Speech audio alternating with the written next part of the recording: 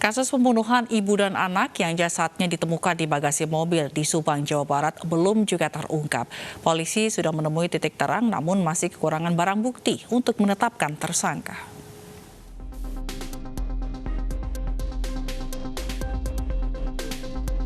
Kasus pembunuhan ibu dan anak di Subang, Jawa Barat yang jenazahnya ditemukan di bagasi sebuah mobil mewah hingga kini masih menjadi misteri.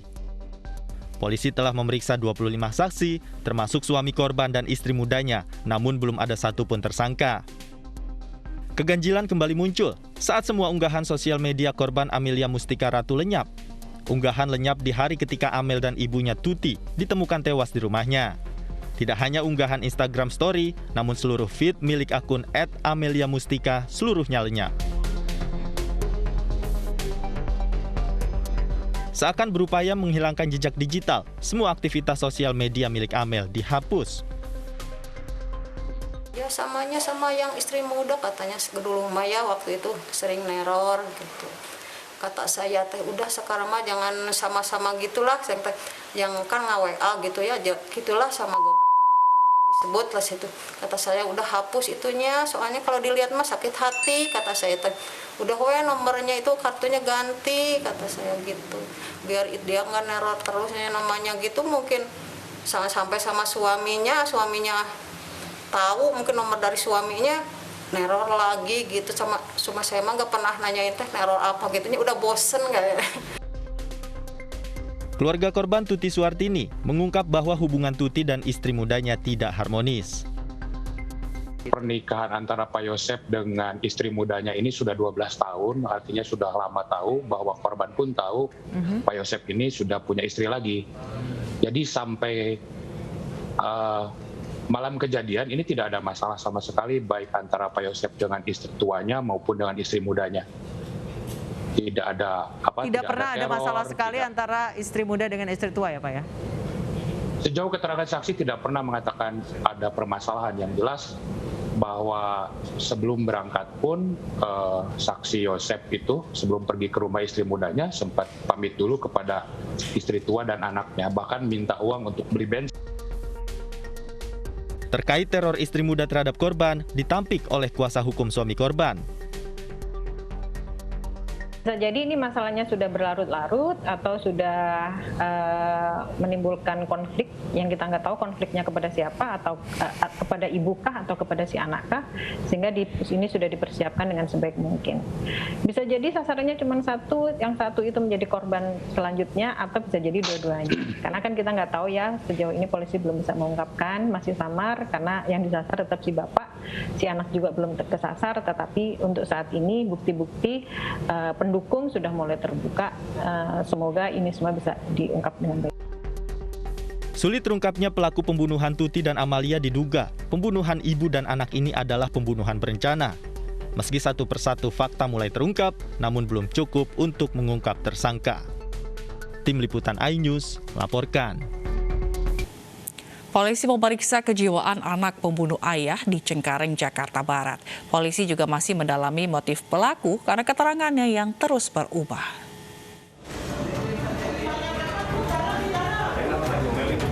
Polsek Cengkareng, Jakarta Barat terus mendalami motif Semi Rona Arta Martua Lumban Gaul yang membunuh ayah kandungnya sendiri.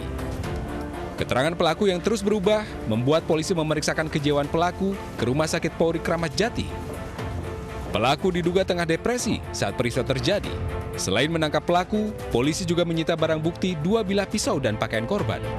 Kami juga belum jelas awal mulanya karena SR ini belum dapat diminta keterangan karena diduga depresi. Enggak, kami bawa ke Rumah Sakit Kramat Jati. Hari ini akan kami bawa untuk mencek kejiwaannya.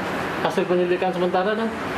Ya, hasil penyelidikan sementara belum jelas, kami belum dapatkan motifnya apa, ininya apa, karena kami mau bawa dia ke Rumah Sakit Jiwa Kramat Jati. Tapi surat saya lupa ntar dibawain. Sebelumnya, Tumpak Lumban Gaul meregang nyawa dalam perjalanan ke rumah sakit usai ditusuk anak kandungnya sendiri. Pelaku dan korban sempat cekcok di rusun Dinas Kebersihan DKI Jakarta Blok B, Cengkareng, Jakarta Barat. Pertikaian diduga lantaran pelaku menolak merawat ibunya yang sedang sakit stroke. Dari Jakarta, Tim Liputan iNews melaporkan. Bupati Jember mengembalikan honor pemakaman warga yang meninggal akibat COVID-19. Total dana yang dikembalikan sebesar Rp282 juta.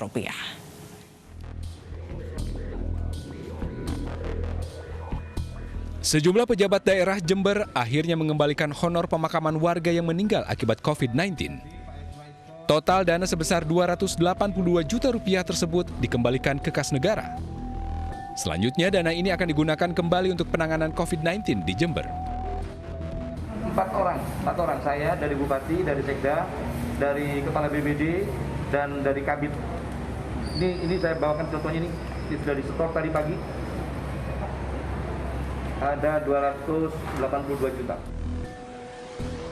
Sebelumnya, masyarakat dihebohkan dengan honor yang didapat oleh para pejabat tinggi Jember dari pengurusan pemakaman warga yang meninggal karena COVID-19 di Jember, Jawa Timur. Total honor yang mencapai 70 juta dikarenakan tingginya tingkat kematian akibat COVID-19 pada bulan Juli. Honor yang didapat para pejabat tinggi Jember dikritik warga yang menilai pejabat sudah mendapat gaji dan fasilitas yang memadai. Apapun kalau dia mengatakan bekerja, kan dia sudah dapat gaji dari pemerintah. Jadi kalau ada uang-uang yang seperti itu, yang sekiranya kalau menurut saya itu uang gelap itu. Uang gelap itu uang nggak jelas. Artinya uang yang seharusnya memang untuk masyarakat, tapi dibuat bagi-bagi yang seperti itu nggak benar itu sudah. Ya kasihan masyarakatnya. Jadi masyarakat itu manut, ngikuti apa yang diperintahkan. Sedangkan yang di atas perbuatannya seperti itu. Ini kan nggak adil namanya itu. Dalam surat keputusan tentang petugas pemakaman COVID-19 Jember, beberapa orang yang mendapat honor diantaranya Bupati, Wakil Bupati dan Sekretaris Daerah, serta pejabat dari BPBD Kabupaten Jember, yaitu Kepala BPBD, Kabid Kedaruratan dan Logistik, serta Kasih Kedaruratan. Dari Jember, Bambang Sugiarto, Anyus melaporkan. Setelah Yahya Waloni, tersangka penistaan agama Muhammad Kece juga disebut sedang sakit. Pengacara Kece meminta kliennya agar segera dibawa ke rumah sakit.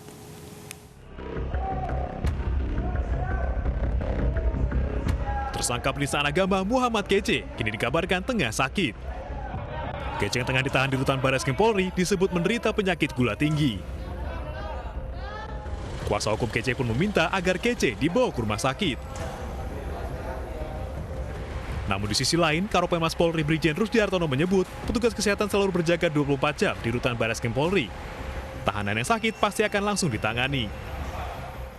Sementara, Yahya Waloni yang juga menjadi tersangka penistaan agama dilarikan ke rumah sakit setelah diperiksa di Bareskrim Polri.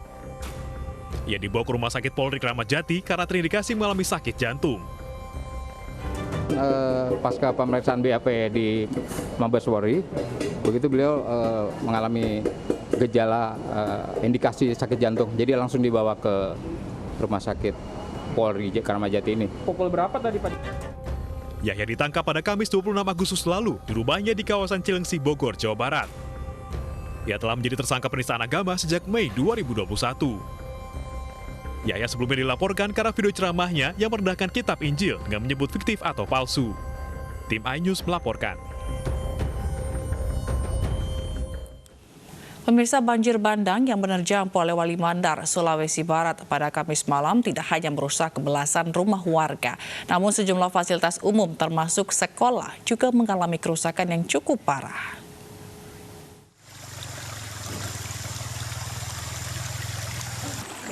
Beginilah kondisi Sekolah Dasar Negeri 57 Papandangan, Kecamatan Andreapi, Kabupaten Polewali Mandar yang porak-poranda diterjang banjir bandang pada Kamis malam kemarin.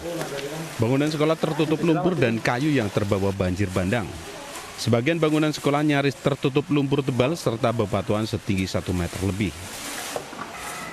Bangku dan meja belajar serta buku-buku pelajaran pun turut hancur. Bupati Polewali Mandar memantau langsung kondisi pasca banjir bandang, serta menerjunkan petugas gabungan ke lokasi untuk membersihkan sisa material banjir bandang. Pustakaan tertimbun semua, lemari, buku hancur tertimbun oleh batu atau kerikil karena dimasuki air, semua kelas dimasuki air. Ini air dari mana, Bu? dari sungai ada di belakang sekolah. Sekolah harus saya pindahkan. Ya karena ini memang sekolah ini berada di bawah jembatan. Jadi tidak layak teman tempatnya ini. Posisi sekolah yang berada tepat di pinggir sungai dan di bawah jembatan menyebabkan sekolah ini porak-poranda akibat luapan sungai yang menyebabkan banjir bandang. Dari Polewali Mandar, Sulawesi Barat, Husair Zainal, Ainus melaporkan. Sementara longsor yang mengakibatkan 5 orang meninggal dunia di Karo, Sumatera Utara membuat warga sekitar takut terjadi longsor susulan. Kini warga mulai mengungsi ke lokasi yang lebih aman.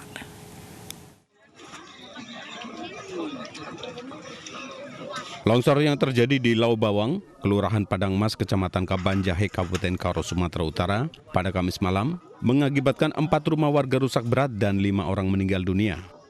Hal ini menyisakan trauma bagi warga yang tinggal di sekitarnya. Rasa takut akan terjadinya longsor susulan membuat warga mulai mengungsi ke rumah keluarga atau kerabat terdekatnya. Warga berharap pemerintah bisa cepat membuat tembok baru agar longsor tidak terjadi lagi. Warga juga berharap pemerintah bisa memberikan tempat tinggal terhadap warga yang terdampak ini jika lokasi tersebut tidak layak untuk ditempati. Dan memang mulai sore kemarin itu hujan deras, kita mendapat informasi sehingga langsung kemarin kita bersama dengan tim terkait dari Damkar, dari BPBD. Namun, sebagian warga juga masih bertahan di rumah mereka akibat tidak ada tempat untuk mereka tempati sementara. Dari Kabupaten Karo, Sumatera Utara, Eka Hedriansah, Ainus melaporkan. Banjir bandang menerjang sejumlah kecamatan di Wajo, Sulawesi Selatan Sabtu siang. Puluhan warga dievakuasi tim Basarnas ke rumah warga yang lebih aman.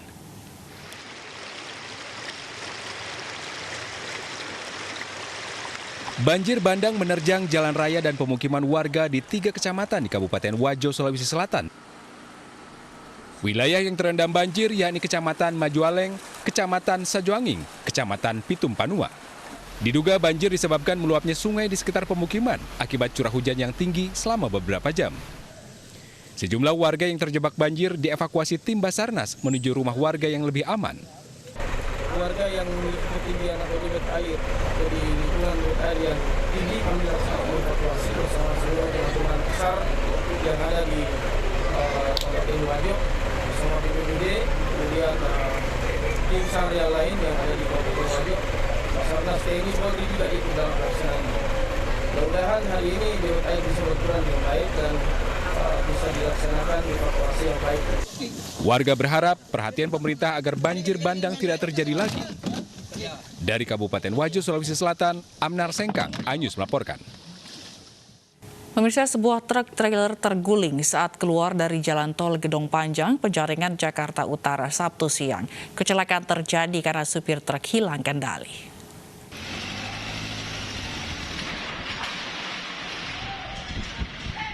Dua unit mobil derek milik Satlantas Jakarta Utara kesulitan saat mengevakuasi rangkaian truk yang terguling di Jalan Tol Gedong Panjang, Jakarta Utara. Ekor truk trailer menutupi badan jalan, sementara kepala truk terlepas dari rangkaiannya di tengah jalan. Menurut keterangan saksi, truk terguling saat sedang berbelok. Diduga kecelakaan akibat remblong. Kronologinya sih remblong.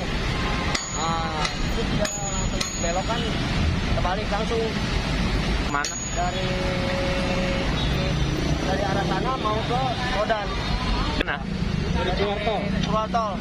Untuk kronologis kendaraan truk kontainer ini keluaran tol Gedung Panjang, nikung ke kanan agak sedikit kencang sehingga kurang keseimbangan terbalik. Namun alhamdulillah untuk kita evakuasi untuk kendaraannya sudah kita tarik dan sudah kita pinggirkan, sementara masih tersisa peti kemasnya. Akibat kecelakaan, sopir dan kernet truk alami luka ringan. Sementara peti kemas truk harus dievakuasi dengan mobil kren. Arus lalu lintas sempat tersendat akibat peristiwa ini. Dari Jakarta, Vendra Kurniawan, Ainus melaporkan.